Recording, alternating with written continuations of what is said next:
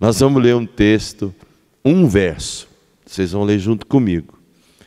E nós vamos falar sobre isso. Qual é o teu índice de devoção à tua família? Qual é o índice da tua devoção para com a sua família? Esse é o tema de 1 Timóteo, capítulo 5, verso 8. Todo mundo vai abrir e nós vamos ler essa passagem, todos juntos. 1 Timóteo, capítulo 5, versículo 8, todos juntos vamos ler esse único verso. 1 Timóteo, capítulo 5, o versículo 8. Vamos ler juntos? Ora, se alguém não tem cuidado dos seus, e especialmente dos da própria casa, tem negado a fé e é pior do que o descrente. Mais uma vez.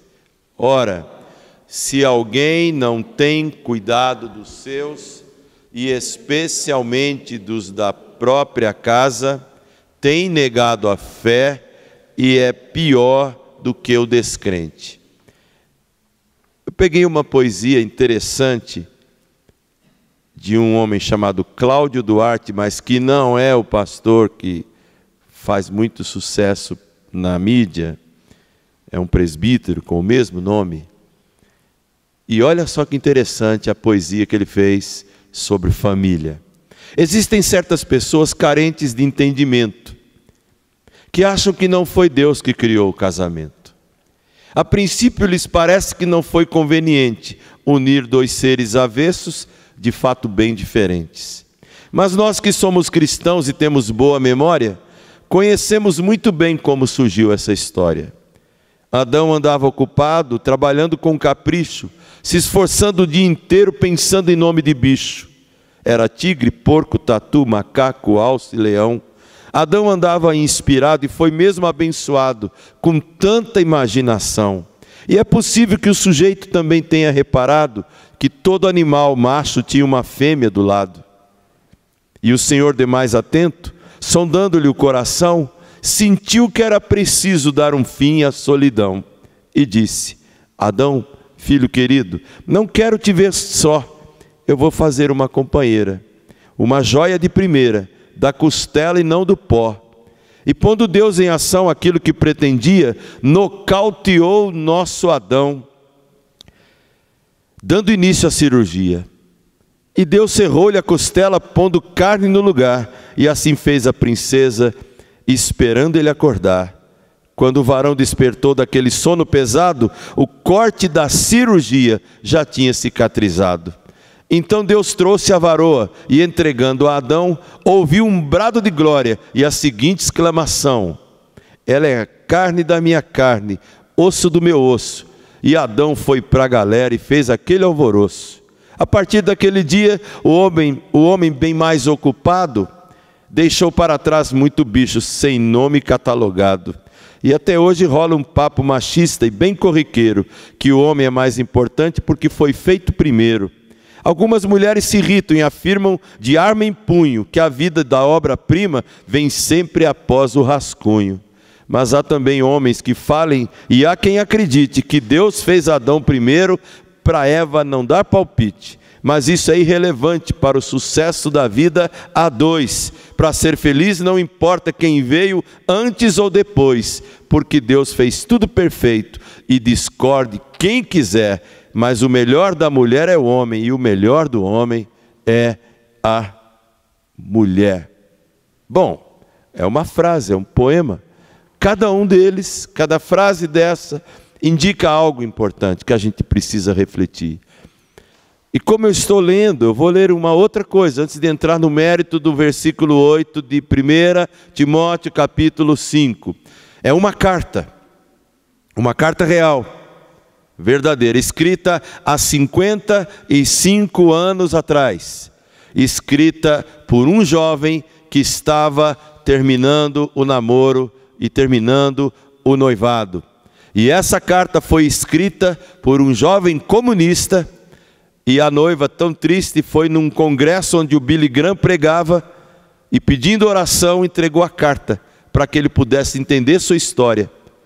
E ele acabou lendo a carta para mostrar a que ponto um homem chega, ou qualquer ser humano chega, em uma devoção a uma causa, mesmo sem a graça de Cristo. A ideia da leitura da carta naqueles 55 anos atrás, e a ideia da leitura dessa carta hoje, é para mostrar a cada um de vocês que os seres humanos, mesmo sem Deus, são capazes de uma devoção, de dar a própria vida por uma causa. Olha o que diz a carta.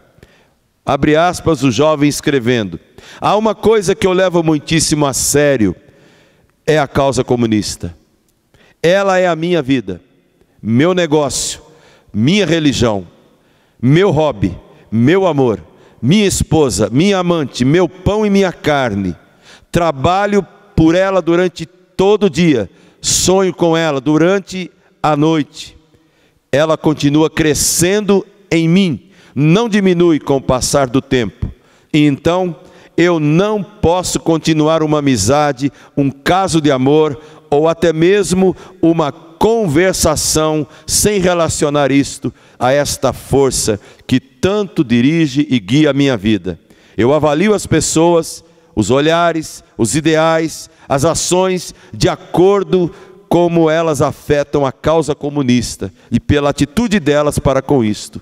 Eu já estive em prisão por causa de meus ideais e, se necessário, eu estou pronto para enfrentar um pelotão de fuzilamento. Por isso eu não posso mais continuar contigo. Por um ideal falido já, há 55 anos, um jovem escreve isso para sua namorada, porque havia um outro amor motivando a vida dele. Quando eu li 1 Timóteo 5, verso 8, há muitos anos atrás, eu sempre me incomodei com isto, porque o versículo deixa claro que um homem pode se dedicar a uma causa, uma mulher pode se dedicar a uma causa, e não precisa ser nobre essa causa, mas quem se dedica por qualquer causa e vai até o fim, mesmo que você não concorde com a causa, merece o nosso respeito. Agora, diante de Deus, diante do nome que é mais sagrado, diante desse histórico dessa carta, qual é o índice da tua devoção para com a tua família? Qual é o índice, o nível de devoção que você tem para com a causa de Cristo na tua vida? Se você lembrar de alguns personagens da Bíblia, de um modo ou de outro, todos eles tiveram uma dedicação. Todos. Não há quem passe a vida inteira sem se apegar a nada, sem se dedicar a nada. Até a um vício as pessoas se dedicam. É trágico, mas as pessoas dão tudo, roubam tudo, matam quem tiver pela frente, apenas para satisfazer o seu vício. E aí eu pergunto mais uma vez, qual é o teu índice de devoção à causa do Mestre? O teu índice de devoção à tua família? Porque eu coloco Deus lá em cima, no mais elevado patamar, e logo abaixo dele, família. E depois da família, igreja. E depois da igreja, trabalho. Se nós invertermos essa ordem, vamos ter problema na vida inteira. Noé, se você lembra dele, família dele, todos pela arca, não foi? Muitos anos, todos, 120 anos, era a arca o tempo todo. Se você pensar em Abraão, todos pelo clã, ele, Sara, os empregados, o clã, aquilo que Deus havia prometido, era o sonho, demorou 30 anos para realizar, mas eles estavam focados naquilo. Se você pensar em Jacó, o negócio de Jacó era ser abençoado, ele não pensava em outra coisa, fez até trapaça, mas tudo que ele mais queria, aquilo que ele mais se dedicava era ser abençoado por Deus. Lembra do Val de Jaboque, quando ele luta com um anjo, e ele diz para o anjo, eu não vou deixar você embora, se você não me abençoar. Era o que ele queria. Não tinha nada que valia mais para ele. Devoção. Se você pensar em Moisés, tudo nele era para libertar o povo. Ele não pensava em outra coisa. Chegou a matar alguém por causa do zelo que ele tinha para com os da sua raça. Ele chegou a matar. Se você pensar em Josué, nós cantamos um hino que é a síntese da vida dele. Quando ele percebeu que todo mundo já estava na terra prometida, cada qual com seu pedacinho de chão, seu pedacinho de terra, e ele percebeu que muita gente não estava muito afim de dar a Deus todo o sangue, toda a alegria, ele disse: olha, se vocês querem voltar e servir aos deuses que nós deixamos lá, para além do Eufrates e do Egito, podem ir, mas eu e a minha família eu vou servir, nós vamos servir a Deus. Todos pelo serviço na casa de Josué. Se você pensar em Ruth, num tempo em que sogra viúva e nora viúva não tinham mais nada, era só a morte.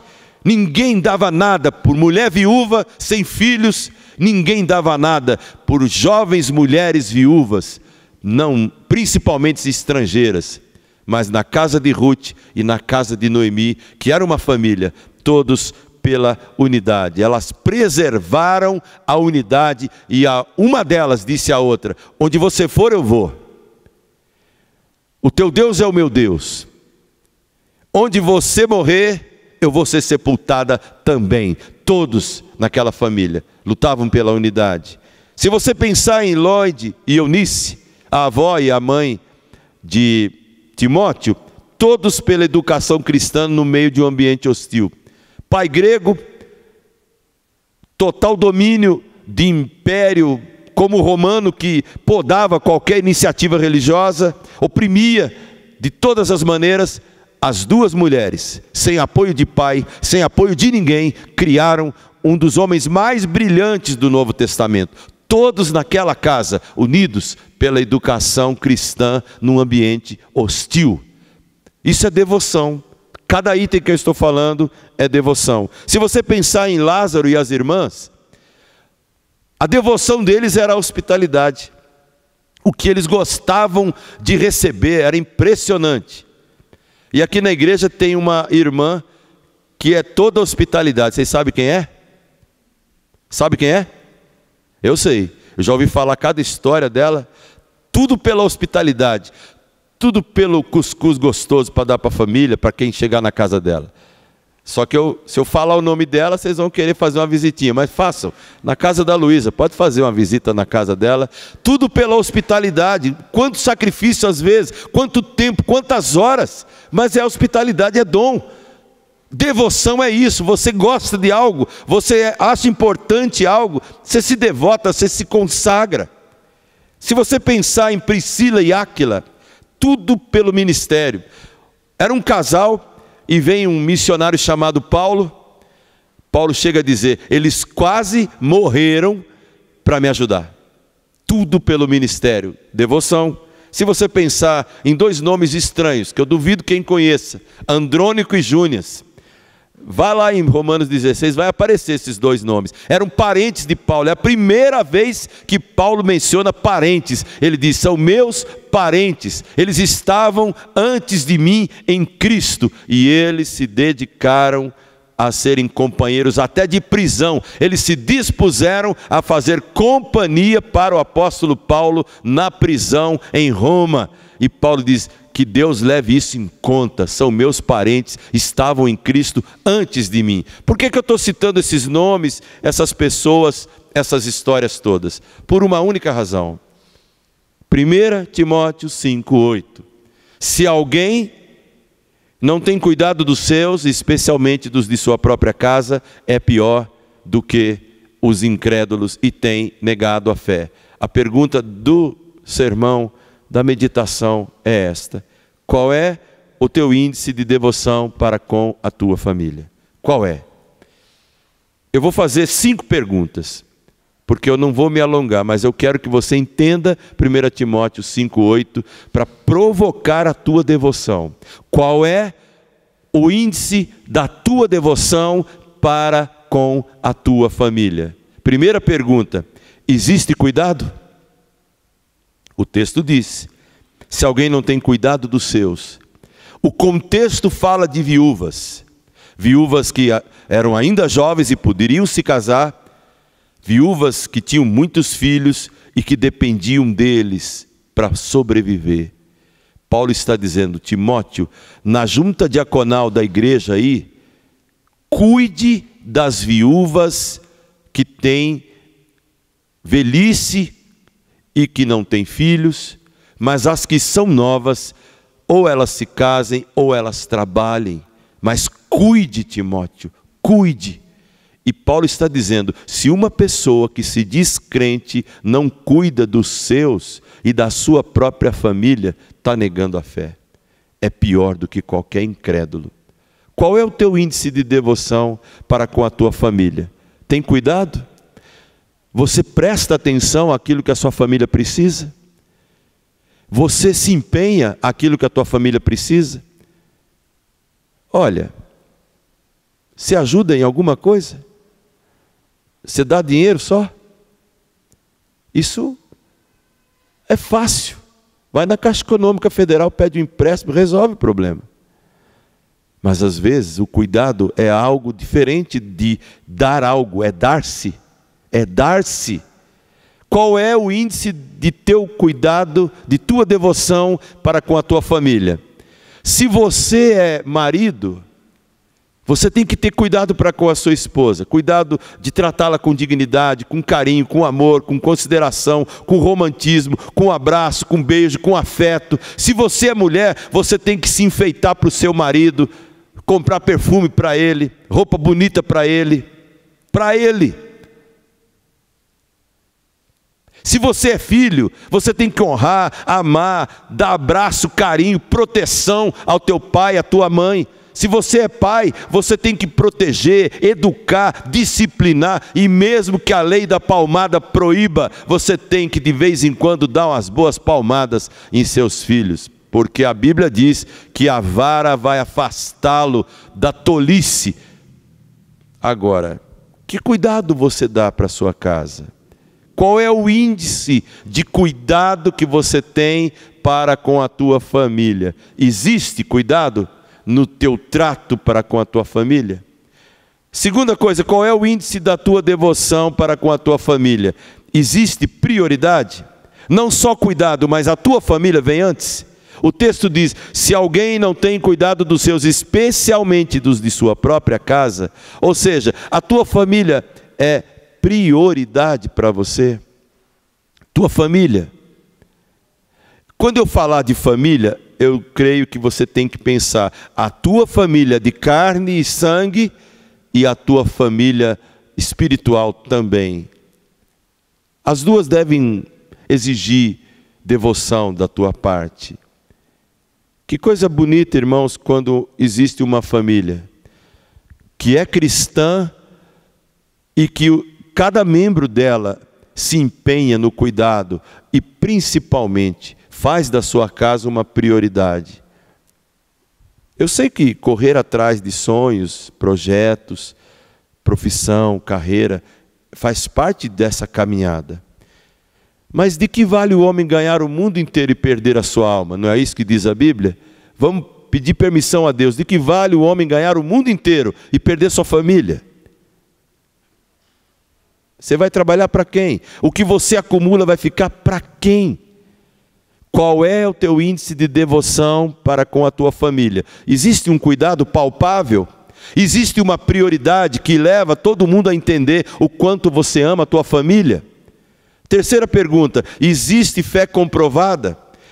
Você se diz cristão, todos os membros da tua casa percebem que a tua fé é comprovada dentro da sua casa? Eles percebem, os vizinhos percebem, os parentes percebem que a tua fé é coerente?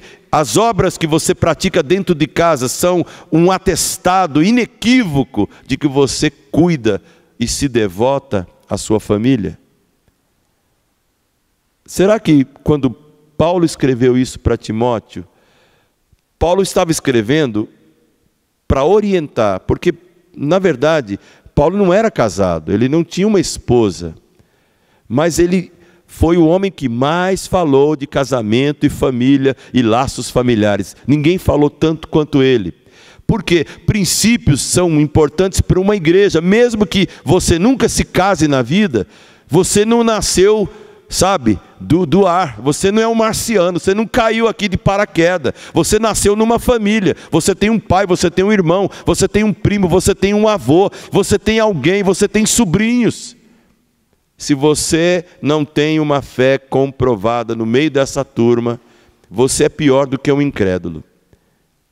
Porque o incrédulo é como dizia, quando eu comecei o meu pastorado, era uma igreja de 2 famílias nordestinas. Comentei com o André ontem isso. 2 famílias. Albuquerque de um lado, Feitosa do outro. Se você mexia com um, mexia com todo mundo. Não tinha jeito. O único estrangeiro lá era eu. E é impressionante, meus irmãos, como famílias podem ser castelos inexpugnáveis, intransponíveis. Igreja tem que ser assim também.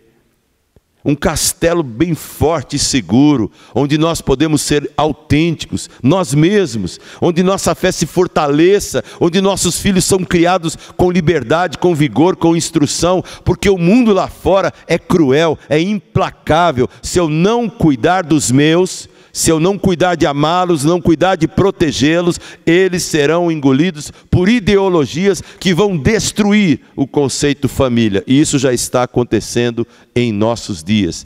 Qual é o índice de devoção sua para com a sua família? Existe cuidado?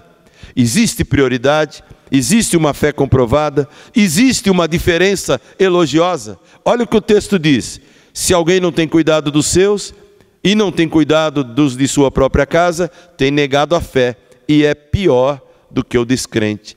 Existe na tua devoção à sua família, existe uma diferença elogiosa? Ou seja, alguma atitude sua merece elogio?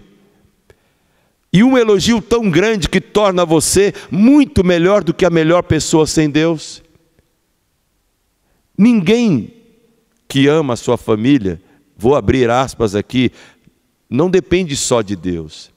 Mas quem depende de Deus não pode fazer menos por sua família do que uma pessoa que não conhece Deus. Quem conhece Deus e ama a Bíblia e é assíduo frequentador de uma igreja, tem muito maior responsabilidade de amar, de cuidar de sua casa do que o incrédulo, porque senão seremos piores do que o incrédulo. O incrédulo que depende da cultura, que depende da sociologia, que depende da psicologia, que não tem nenhuma afinidade com o pai lá de cima, que não tem nenhum conhecimento da estrutura da Bíblia, e ele consegue amar seus filhos, ter o respeito deles, amar carinhosamente a sua mulher e eu não, e você não, então eu sou pior do que um incrédulo, se for esse o meu comportamento. Qual é o índice de tua devoção para com a sua família? Existe alguma diferença elogiosa? Alguém elogia você? Alguém de fora reconhece sua qualidade de homem de Deus, de mulher de Deus, de filho cristão? Só pelo modo como você trata? Repara como as pessoas andam na rua. Repara como as pessoas andam nas calçadas. Elas dão lugar? O mais velho que está passando, se ele precisar, ele passa. Semana passada foi feita uma reportagem sobre metrô. Um canal de TV fez essa reportagem. Aqueles bancos azuis, destinados a mais de 60, gestante. Uma mulher de idade foi plantada em vários metrôs da cidade. E ela ficava ali, metrô lotado, na frente desses bancos, em pé. E as pessoas que estavam sentadas eram sempre jovens. E elas não se levantavam. Até que, por causa do programa, entrava um cara grande, fortão, musculoso, dizendo-se neto dela. Ô vó, ninguém deu lugar para a senhora, vó? Ô rapaz, sai daí. A maioria saía questionando, saía brigando, saía discutindo, espontaneamente não, só quando o fortão chegava, aí ele saía do lugar. E estava escrito lá, reservado para pessoas com mais de 60 anos, idosos e deficientes e gestantes e por aí vai.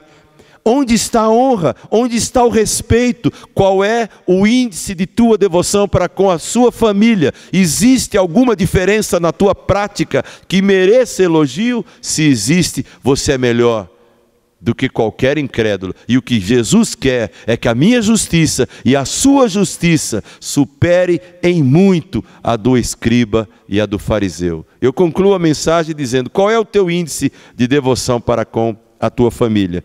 Existe um histórico de devoção. Quando você olha para trás, quando a tua família olha para trás, será que as palavras serão elogiosas no teu funeral? Eu não estou querendo ser, vamos dizer assim, fúnebre, né? Mas um dia a gente vai, não vai? Não vai bater as botas? Vai, ué. Você vai convidar quem para falar no teu funeral? É bom deixar como testamento: olha, eu quero que fulano de tal, e deixe tudo escrito para ele falar. Mas peça que a tua família assine embaixo. Você tem coragem? Será que existe um histórico de devoção sua, à sua família? Irmãos, dá uma olhadinha aqui, só no versículo 9 e 10, para a gente concluir. Não seja inscrita senão viúva que conte ao menos 60 anos de idade. Tenha sido esposa de um só marido. Isso tudo é histórico. Seja recomendada pelo testemunho de boas obras. Histórico. Tenha criado filhos. Histórico. Exercido hospitalidade. Isso é o histórico da pessoa. Lavado os pés aos santos. É histórico. Socorrido os atribulados. É histórico. E viveu na prática zelosa de toda boa obra. Qual é o teu índice de devoção para com a sua família? Existe um histórico que comprova a tua devoção? Existe. Aqui está a Bíblia, irmãos. E eu quero terminar o sermão, a meditação, perguntando: quando é que um crente é pior do que o incrédulo? Você já parou para pensar nisso? Quando é que um crente é pior do que o incrédulo? Eu vou colocar 4 coisas. Se ele é marido, quando ele é estúpido, quando ele trata mal, quando ele bate, quando ele xinga, quando ele deprime, quando ele deprecia, e ele é crente, ele é pior do que o incrédulo. Se ele é a mulher, é casada, não faz uma comidinha gostosa, não usa um perfuminho legal, não chama ele de meu amor, não faz um chamego, nem nada, ela é pior, porque vai aparecer alguém que faça isso. Os dois são fracos. Se ele é filho, e ele não obedece, ele não honra, ele não compartilha, ele é pior do que o incrédulo. E se ele é pai e larga o filho a viver de qualquer jeito, não impõe limites, não repreende, não ama, não vai junto, ele é pior do que o incrédulo. Homem, mulher, pai e filho que se dizem cristãos podem, infelizmente, na prática, se tornar pessoas piores do que os que são incrédulos. Que Deus tenha misericórdia da gente. Uma sociedade sem família cristã é uma sociedade comprometida. Por que eu preciso de famílias assim? De gente devotada? Porque uma família é um modelo. Uma família traz raiz. Uma família produz vínculos afetivos. A gente está cheio de pessoas por aí que vivem pior que animais. Pode olhar o histórico, não tem família, não tem pai, não tem mãe, não tem ninguém. Por isso eu pergunto a você, meu irmão e minha irmã, hoje é praticamente o último domingo que nós estamos abordando assuntos de família. Mas pergunte-se, baseado em 1 Timóteo 5,8, qual é o índice da tua devoção para com a tua família? Você tem cuidado da tua família carinhosamente? Você tem priorizado a tua família acima de qualquer outro projeto? Você tem demonstrado uma fé que passa por qualquer prova dentro da sua própria casa? Você tem atitudes que fazem de você um merecedor de elogios até dos que são de fora? Você tem um histórico de gente devotada comprovadamente à sua família? Agora eu quero que você, além da sua família, pense na sua igreja. Olhe os bancos vazios. Essa é a nossa igreja. Esses bancos vazios precisam ficar assim o tempo todo? O resto da vida? Não. O que nos cabe? Amar essa igreja. Amar esse lugar. Aqui a glória de Deus assiste. A gente tem música, a gente tem pregação, a gente tem liberdade de culto. Quando você falta, quando alguém falta e não liga para isso, ele não está cuidando da sua igreja. Cuidar da igreja é dizer para Deus: eu estou lá. É dar uma de Isaías do século 21. Senhor, eis-me aqui. Envia-me a mim. Eu não vou lá para impressionar ninguém, para agradar quem quer que seja. Eu vou lá para te honrar. E quantos eu puder levar para lá, eu farei. Porque eu amo aquele lugar. Do mesmo modo como eu amo a minha família. E gostaria que todo mundo tivesse uma família como a família que eu tenho. Não se importe com o número que a igreja tem. Quem vai se preocupar com o número é Deus. Importe-se com a qualidade da sua igreja. Faça você parte da qualidade espiritual do povo da sua igreja. O número é coisa de Deus. O povo da igreja primitiva descobriu isso. Enquanto eles testemunhavam, enquanto eles adoravam, enquanto eles partiam pão, enquanto eles perseveravam na doutrina, na comunhão dos apóstolos e nas orações, enquanto isso acrescentava-lhes o Senhor dia a dia os que iam sendo salvos. Que o Senhor faça isso conosco, através de nossas vidas, porque com certeza, ao redor desse bairro onde a igreja está, tem gente que está vivendo uma vida caótica, por não ter família e por não conhecer o Deus que nos trouxe para a família dele. Vamos levar um pouco desse bálsamo para essas pessoas, para que um dia elas congreguem conosco. Não sejamos egoístas, porque um cristão tem que ser um doador, porque de graça ele recebeu, de graça ele tem que dar. Que Deus nos abençoe e que possamos entender o recado de Paulo em 1 Timóteo 5,8. Qual é o índice da tua devoção para com a sua família? Que seja um índice bastante elevado para a glória de Deus, em nome de Jesus. Amém.